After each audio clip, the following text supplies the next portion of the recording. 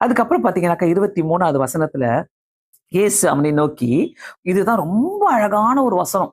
அந்த ஒரு ஒரு அறைய வாங்கிக்கிட்டு அவர் பேசுறாரு பாருங்க. இயேசு அவனை நோக்கி, நான் தகாத விதமாய் பேசினது உண்டானால் தகாத விதத்தை ஒப்புவி, தகாததை ஒப்புவி. நான் தகுதியாய் பேசினேனாகில் என்னை ஏன் அடிக்கிறாய்? வா, பயங்கரமான ஒரு வசனத்தை அவர் கேட்கிறார். ஏன் என்ன அடிக்கிறாய்? ஏன் என்ன அடிக்கிறாய்? ஜீசஸ் வந்து சேலஞ்சஸ் த இன்ஜஸ்டிஸ். அந்த இடத்துல ஆண்டவர் அந்த அநீதியான காரியத்தை சேலஞ்ச் பண்றாருங்க, சவால் பண்றாரு. சோ சில நேரங்களில அவர் எப்படி சவால் பண்றாருன்னா பொறுமையா சவால் பண்றாரு. நம்மளா இருந்தா அந்த இடத்துல, உனக்கு தெரியுமா, நீ உனக்கு என்ன எப்படி தெரியும், நீ எப்படி செஞ்ச சொல்லு பார்க்கலாம், 10 கேள்வி கேட்போம்.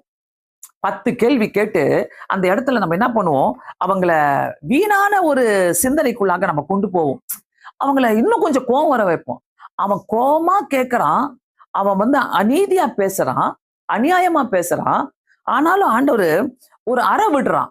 இயேசுவை நல்லா தெளிவா போட்டுக்குது. இயேசுவை ஒரு அறை அறைந்தான். அங்கதான் அப்படியே நின்னுட்டேன் நான். அந்த இடத்துல நான் என்ன பண்ணிருப்பேன், நீங்க எல்லாம் கேளுங்க. அந்த இடத்துல நான் என்ன பண்ணிருப்பேன், ஒருத்தர் என்ன பண்ணிருப்பான் அந்த இடத்துல.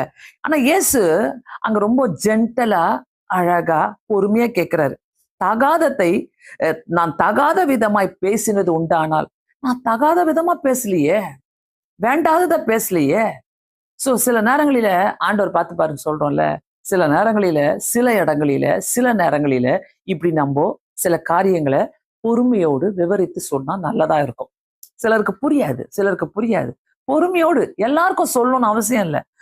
நான் நினைக்கிறேன் டிபெண்ட்ஸ், யாரு எப்படி இருக்கிறாங்களோ அவங்களுக்கு விவரித்து சொல்றது நல்லது. எல்லாருக்கும் சொல்லணும்னு அவசியம் இல்லை. ஆனா இந்த இடத்துல ஆண்டவர் அந்த அந்த அநீதியான காரியத்தை சவால் விட்டு பேசுறார். ஜீசஸ் சேலஞ்சஸ் த இன்ஜஸ்டிஸ். அதுதான் ரொம்ப சூப்பர். நான் தகாத விதமாய் பேசினது உண்டானால் தகாததை ஒப்புவி. நான் தகுதியாய் பேசினேனாகில் என்னை ஏன் அடிக்கிறாய்? அந்த ஒரு இடத்துலதான் ஆண்டவர் கேட்கிறாருன்னு நினைக்கிறேன். அந்த ஒரு இடத்துலதான் ஆண்டவர் வந்து என்னை ஏன் அடிக்கிறாய், என்னை ஏன் அடிக்கிறாய்ன்னு கேட்கிறாரு.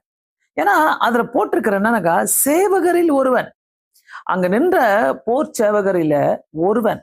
அவனுக்கு பாருங்களேன், அவன் தான் பிஸ்தான் காட்டணும் போல, அவன் பெரிய ஆளுன்னு காட்டணும் போல. அதனால வந்து அவனை அடிச்சிருக்கிறான். அவர் அடிச்சிருக்கிறான். அந்த இடத்துல வந்து அவன் அடிச்சிருக்கிறான்.